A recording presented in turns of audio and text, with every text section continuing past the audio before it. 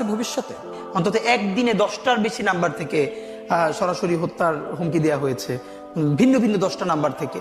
সেই 10টা নাম্বার সহ শাহবাগ থানায় জিডি করেছি, এরপর থেকে আর এর কোনো ইমপ্রুভমেন্ট পাই নাই। তো এটা আপনারা আবার অনেকে মিডিয়া বলবে যে তাহলে আপনি জিডি করেন নাই কেন, এই জন্য করে রাখা।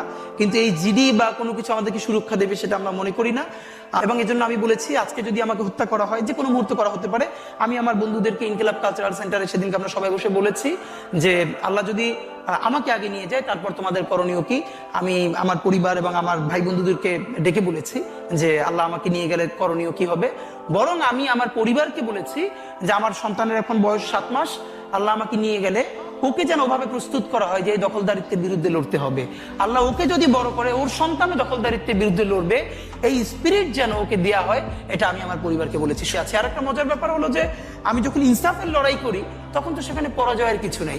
আমি বেঁচে থাকলে আমি গাজী হিসেবে লড়বো, আমি মরে গেলে শহীদ হয়ে আল্লাহর কাছে চলে যাব। আর আমাদের এই লড়াই তো হার জিতের কিছু, আমরা জিতের উপরেই আছি। আমাদের জীবন বেঁচে থাকলেও জিত, আমাদের জীবন চলে গেলেও জিত। আপনার তো হারানোর কিছু ছিল না, সুতরাং লড়াই চলবে।